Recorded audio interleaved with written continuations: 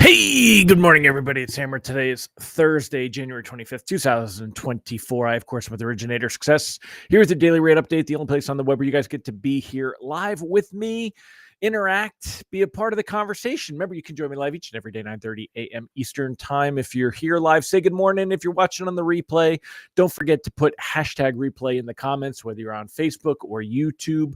Whether you're here live or on the replay, don't forget to smash that like button. Tag an LO friend if you're on Facebook, share us in a group. If you're on YouTube, go ahead and subscribe, give us that thumbs up. Make sure you make a comment. It helps me with that happy algorithm there. So anyway, remember you can sign up and get our free email lock advice to your inbox each and every weekday morning, www.ratelockadvice.com. Free email each and every day. That's right. I do it for you. Remember, you can also sign up for our text alerts. $7 a month yesterday. Hopefully it saved quite a few of you before the reprices worst came out. You can sign up for those at www.ratetextalerts.com. Last but not least, check us out at originatorssuccess.com. Although I love talking to you about rates and pricing in the markets each and every day, we help you get loans from Google and social media. Check us out at originatorssuccess.com and find out how. So all of that said, let's say hi to our live folks here, friends, and see who we've got here this morning. Looks like we got Mr. Mike Tebow here, Scott Menster. Good morning, y'all. Ron Siegel. Happy Friday Eve, as you put it. Happy Thursday, GDP Thursday. We got going on this morning. Mallory Fodiatis, Kenny Rivard. Good morning, y'all. A lot of familiar faces. Rob Stewart, Angela Walters. Good morning. Great to see you guys here as well. If you're here, say good morning.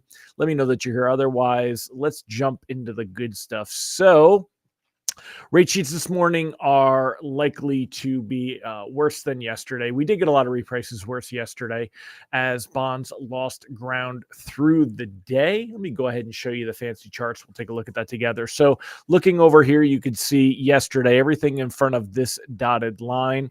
Let me see if I can zoom in on this, if it'll cooperate. Yeah, so far so good. All right, so here was yesterday, everything in front of this dotted line.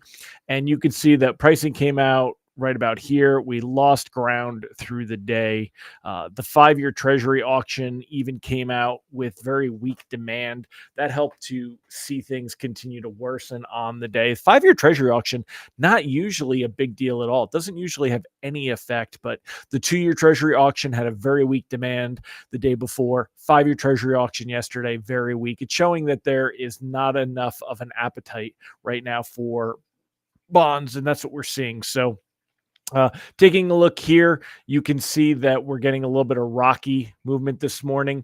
Right now, the 5.5 coupon showing up 8 basis points. Just a few minutes ago, it was at 99.44, which was 11 basis points lower than this, so down 3. But at the end of the day, +8, down 8, that's not really going to make a difference one way or the other. So my question for you here, let me know in the comments, did you get a reprice worse yesterday? Whether you're on Facebook or on YouTube, let me know, even if you're watching the replay. Did you get a reprice worse yesterday? Let me know in the comments. Good morning, Lisa Bollinger, Jake Larson, Robert Reynolds, Robert Greenleaf, Mauricio Martinez. Good morning, all. And we'll take a look at that. The repricers today is moderate, by the way. It is likely that we see, especially if we hold any of these gains here, it's likely that we see lose ground, putting lenders in a position to reprice worse. That 10-year Treasury yield, by the way, when we're looking at the technicals, is 4.14, very much in that sideways pattern right now, breaking above the 50-day moving average support level. So that support level is 4.13. It's at 4.14. Again, we're getting squished between this red line, which is the 50-day moving average, and this purple line, which is the 200-day moving average. And whichever direction it breaks out, it's likely to continue to worsen there. So keep that in mind. The lock advice, very much like it has been. I would lock anything closing near term. Actually, I'm going to change this up a little bit. Let me edit this. I would change anything closing less than 30 days at this point. Hold on, I'm updating this. Let me save that. Let's see, does it update? There it goes. Okay, so my advice, I would lock anything closing in the next 30 days. I mean, strongly consider it at least, because it just puts us in a position right now where we're seeing all of the expectations of that March rate hike. They continue to slip away. we're seeing that right now. It's like what we saw a while back here. We had as much as a 75% probability that the Fed was going to cut rates in March. We now are down to about 45%, and I think this is going to slip. This morning we got GDP data. The fourth quarter was good for the economy. It actually beat expectations, came in at 3.3% at an annualized rate. For the year, we were at 2.5% GDP. Ron, you may think that this one's been manipulated. Can't argue with you there, but it's the preliminary. It's what it's coming in at. So, what you've got to remember is that when we see this, the economy grew faster than expected in the fourth quarter amid strong consumer spending and defied dire predictions of a recession in 2023 after all the Fed rate hikes. That's kind of where we're at there. And the money being spent, I've said this many, many times, the money being spent is credit. People don't have the money. They're spending money they don't have. They're spending consumer credit. But there's no signs of a credit bubble. There's no signs that banks are worried that people are not paying. There's no signs that people are really not paying, not more so than what we would normally expect to see. So because of that, it may be built on a house of cards, but it's still, the economy is humming along. Things are moving, the labor market doing well. This morning's jobs data came in, showing a little bit of weakness, right? We could argue that there's a little bit of weakness here.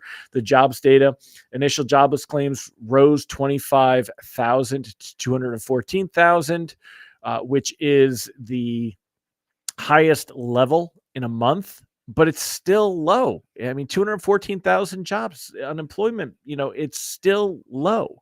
So we could argue that this is giving us some strength, but it's really not. And then the European Central Bank, they met and they did not raise their rate. And also, kind of what really catches your eye is there was not even a hint of rate cuts to come. And that's kind of, what we're expecting to see here with our central bank and the Fed. And that's why we're seeing expectations right now in May. There's only 10% expectation that the Fed will be able to hold rates at 5.25% into May. So that puts us at 90% expectation that we'll see a rate cut by May. But as this March rate cut expectation dwindles, we'll see some of that dwindle in May as well. And we'll see that continue to come. So that's where we're at. Ron Siegel says credit card creep. Just saw a report yesterday. You don't remember where, but they said credit cards are starting to default and moving into more prime borrowers, missing credit card payments. Here it comes. Ron, it absolutely could happen. And if it happens, I think it will push this, but I don't know. I don't necessarily believe a lot of anymore, especially when it shows that they're starting to default, but how much more than usual are we seeing on the defaults? Keep that up. More to Bill Stevens. Monica Dinkins, your site is fixed, by the way, my friend. Thank you for your patience. They were able to fix it overnight. So, whatever that bug was that was causing that issue. So thank you very much. Anyway, we are good here. And that's kind of where we're at. So only 8 minutes in, I feel like I didn't say anything today. We talked about the GDP. We talked about jobless claims. We talked tomorrow's PCE inflation data. What do you think, Ron? You think we get a good day tomorrow? Tomorrow we get PCE inflation data in the morning. I don't think it's going to be enough to really give all that great. We could see a little bit of a blurb, but it's also Friday, and I think lenders tend to be a little more conservative with their pricing on Friday. My advice, like I said, I'll throw it back up on the screen. My advice has been to lock. I'm looking at locking almost anything that's closing in the near term. And because, just the outlook is traders are coming to terms with the fact that the Fed does not have to cut rates. They're basically looking for the idea that the Fed should start cutting before the data shows they need to because of that lag. If the Fed waits until the data shows that they need to, then the Fed will be reacting too late. And that's the argument. And that's why markets think the Fed does need to cut. But Fed members have been out there saying they don't really feel that they need to. Now, we've got our Fed meeting next week. It's a week from today, a week from yesterday, actually. And on the 31st, we'll get Fed Chair Jerome Powell's press conference, and we could see things improve a little bit there. That may happen. So if you want to cautiously float loans closing in 30 to, in like 15 to 30 days on that, I wouldn't terribly, go against it, but I'm not too excited about it. Ron agrees, nothing major tomorrow. Still moving a little lower. Hard to see where the CPI and PC keep growing while PPI is dropping. You know, again, manipulation on the reports. Robert said the House of Cards statements hurt. Yeah. But it's the truth, man. It's the truth. So, but anyway, that's it, y'all. I'm gonna wrap it up. I will see you guys tomorrow. We'll see what that tomorrow. We're gonna talk about what that PCE data looks like, and we will go ahead and see where we end the week. Talk a little bit more about what's coming for the Fed next week. Thank you, Mauricio. Appreciate your kind words, my friend. Always do. Remember, if you guys would like to be notified with a text reminder of when I go live each morning, you can go ahead and click the link that this puts in. You can also go to hmmr.io/live-reminder or use the QR code and your phone and sign up for a text alert. And if you get tired of getting them and you don't want to get them anymore, you can unsubscribe at any time, but it's just there for you in case you want to be notified when I go live. Gives you the links each morning and let you know that I'm going live, and makes it easy for you to hop on, because the platforms are not always reliable to tell you that I'm on there. So, all right, my friends, I will see you tomorrow, and we'll see what it brings. Take care, everybody. Bye-bye.